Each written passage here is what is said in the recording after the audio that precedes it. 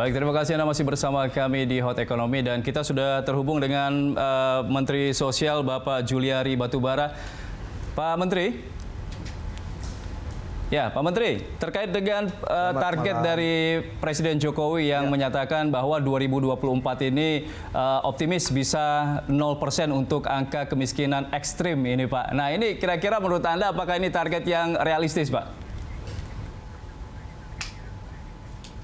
Ya, saya kira kalau sudah diperintahkan oleh Presiden seperti itu, ya kita harus mengeksekusi. Jadi tinggal nanti kita bersinergi saja dengan kementerian lembaga lainnya yang terkait dalam upaya pengentasan kemiskinan, bagaimana memaksimalkan kinerja daripada program-program perlindungan sosial dan yang lainnya agar benar-benar bisa mengentaskan kemiskinan. Ya, sejauh ini seperti apa Pak program implementasi dari program-program yang sudah disiapkan untuk mengentaskan kemiskinan? Seperti yang tadi disampaikan juga ada Kartu Indonesia Sehat, kemudian juga program Keluarga Harapan, BPNT, Kartu Sembako dan juga KUR ini.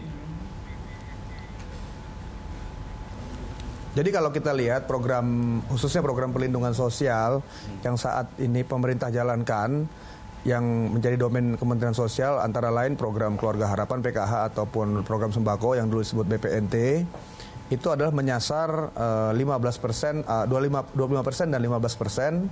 Jadi kalau yang program Sembako itu 25% dari populasi, kalau yang PKH itu adalah 15% dari populasi. Nah, kemiskinan ekstrim yang disampaikan Presiden itu adalah data dari World Bank.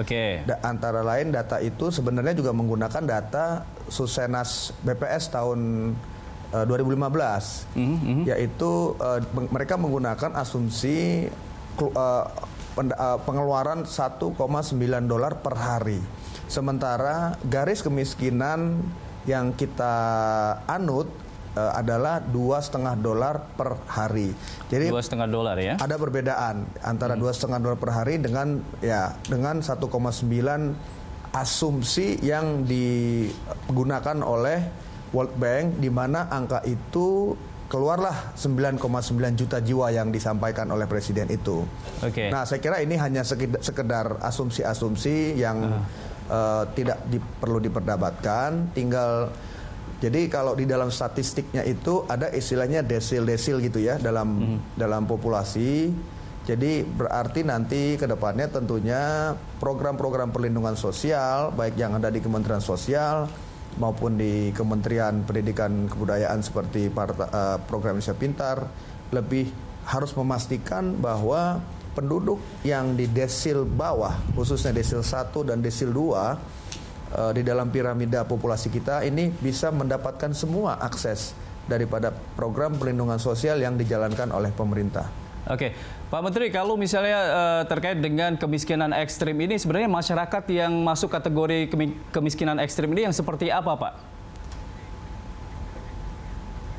Ya, tadi saya sebutkan, saya tanya ke World Bank.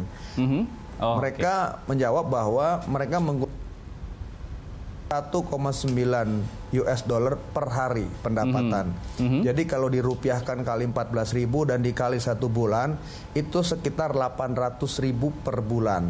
Jadi yang dikategorikan oleh World Bank, disebut oleh World Bank kemiskinan ekstrim itu adalah penduduk Indonesia yang memiliki pendapatan 800.000 per bulan ke bawah. Sementara garis kemiskinan yang kita jadikan acuan adalah $2,5 per hari. Jadi ada perbedaan sekitar 60 sen US dollar antara asumsi yang disebut sebagai extreme poverty atau kemiskinan ekstrim oleh World Bank dengan asumsi yang kita gunakan. Jadi saya kira ini bukan satu data yang perlu diperdebatkan, tapi setelah diadres oleh Presiden, kita tinggal pastikan saja program perlindungan sosial yang dilakukan pemerintah, apakah itu bantuan sosial ataupun lainnya, benar-benar bisa menyasar penduduk-penduduk yang desil-desil di bawah yang tadi saya sebutkan di awal pembicaraan saya. Pak Menteri, tadi sempat disampaikan oleh Prof. Firman bahwa untuk 24 juta masyarakat miskin kita, ini 12 jutanya ada di Pulau Jawa. Ini sebenarnya apa kendalanya Pak untuk mengentaskan kemiskinan di Pulau Jawa? Karena kan akses kan begitu gampang lah kalau dibandingkan dengan pulau-pulau yang lain, Pak. Jadi kalau dilihat memang keterlibatan kerjasama dari pemerintah kabupaten dan pemerintah kota ini sangat-sangat penting. Artinya mereka lah yang paling tahu di lapangan masing-masing, khususnya di daerah mereka. Contohnya Kementerian Sosial, data terpadu kami atau DTKS, data terpadu kesejahteraan sosial, itu adalah data atau flow-nya dari tingkat 2, dari kabupaten kota baru sampai ke Kementerian Sosial. Nanti kita tinggal update di data terpadu kami. Jadi bukan kami yang turun satu persatu mengupdate, karena kami tidak punya anggaran dan tidak punya petugasnya. Nah, jadi kalau dari pemerintah kabupaten dan pemerintah kota ini tidak rajin mengupdate ya penduduk miskinnya, atau dia memasukkan bukan penduduk miskin, ya ini terjadi data yang tidak akurat.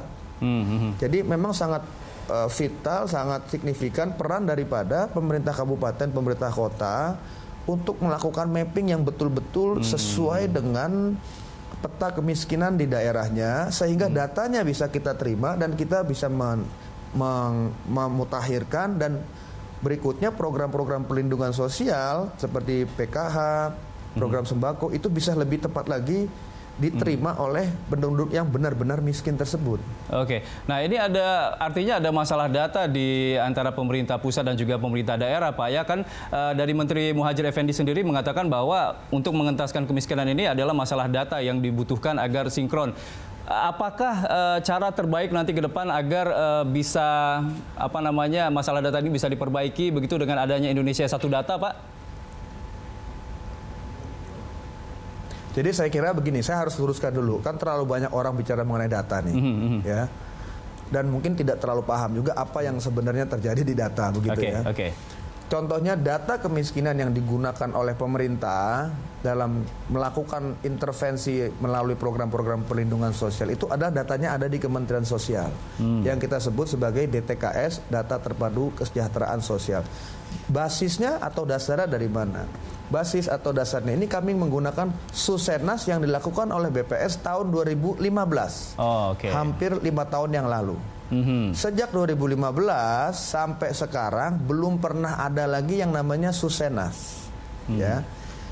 Sehingga data ini kan moving, dinamis, ya. Tiap tahun berubah. Mungkin waktu dia menerima tahun 2016,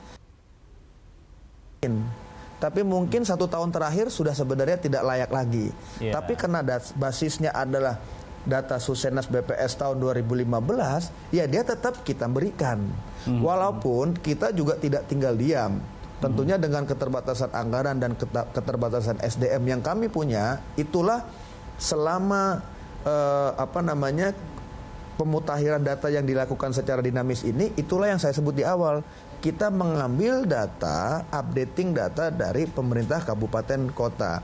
Sehingga menurut saya solusinya adalah mungkin nanti bisa kita minta lagi BPS dalam 1 tahun ini untuk melakukan lagi Susenas yang terbaru. Artinya contohnya sekarang data terpadu yang ada di Kementerian Sosial itu ada sekitar 97,3 juta jiwa yang kita kelola. Nanti ke depannya Susenas yang berikutnya sebenarnya sudah lebih mudah.